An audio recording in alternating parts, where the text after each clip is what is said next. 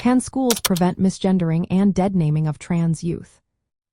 Imagine walking into a school where everyone's words and actions make you feel safe and respected. That's what affirming schools aim to do for transgender youth. Schools can actually stop misgendering and deadnaming by creating a welcoming environment. Misgendering is when someone uses pronouns or terms that don't match a person's gender identity.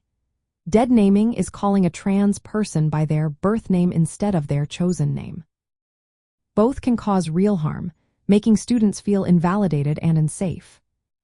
To prevent this, schools need clear policies that support students' identities.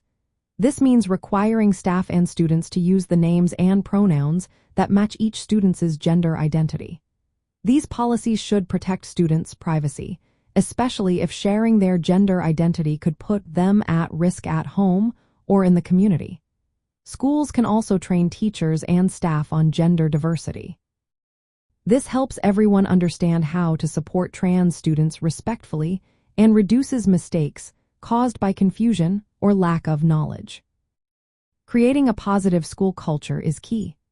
Schools can include lessons about gender diversity in their curriculum and display posters or symbols that show support for trans people.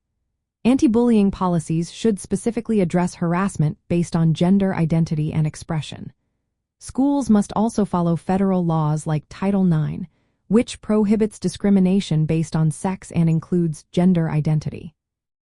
This legal backing means schools have a responsibility to protect trans students from harassment and misgendering.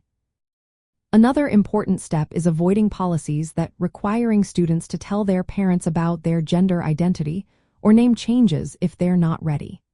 Forcing students to disclose their gender identity can expose them to harm or discrimination at home.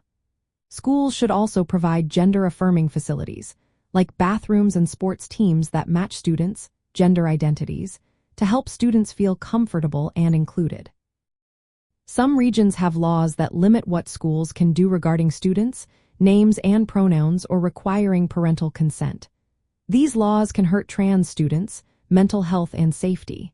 Schools that actively support trans youth by respecting their identities tend to see better outcomes.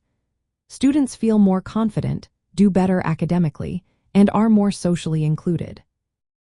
In short, schools can prevent misgendering and deadnaming by adopting policies that respect students' identities, training staff, protecting students' rights under federal law, and creating a supportive environment. This approach helps promote the health and well-being of transgender youth by reducing discrimination and making sure they feel valued and safe at school.